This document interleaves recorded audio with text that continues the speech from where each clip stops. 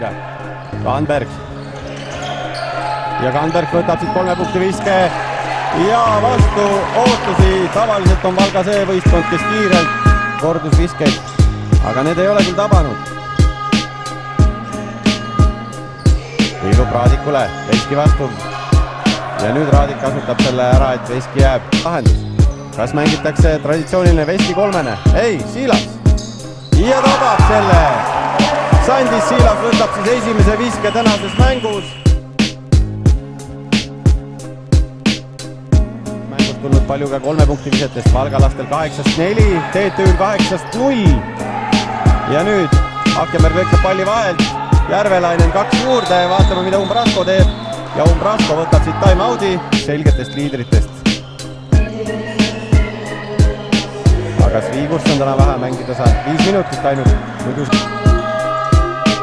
Raadik Kriisa vastu. Ja Kriisa lükkab selle palli tal näppude läbi, aga ja uuesti lükkab. Kuid nüüd pingutas Kriisa, mis pingutas. Povitsilt Valga poolt 11. Povits ka palliga. Ja murrab kenasti läbi. Ja sööt Lindmetsale korvi alla. Ja Lindmets kandutab sealt. Lindmets. Nagu ütlesime juba, Lindmets sai ikka ära ei nügi. Aga Olmrelt küllalt lihtne kord tundub.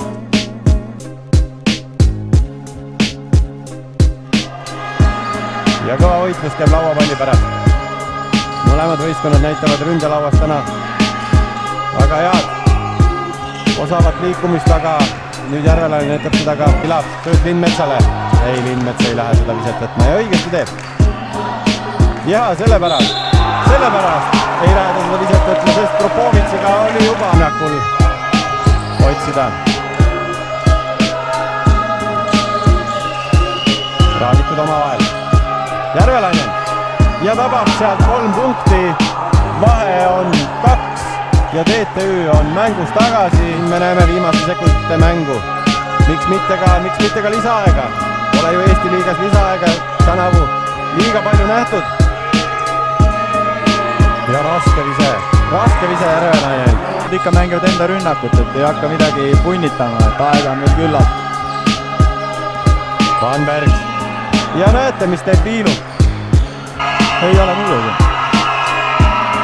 Ja 2-0. Ärme paneme praegu noormehele seda pahaks. Aga nagu ütlesid, läheb see mees ise otsustama. Viirupi vastu. Ja võtab selle 3 punkti viske. Ja ei taba seda. Ja TTÜ on selle mängu, ütleme, et võitnud, sest mängida on jäänud 0,2 sekundit, kui kohtunikud siin nüüd aega juurde. Lisa ilmselt seda nad ei tee ja Järvelainen võttis selle üliotsustava lauapalli ja siin nii lähedal, kui see ka ei olnud, kahjuks valgalased peavad ka täna võidust suu puhtaks pühkima.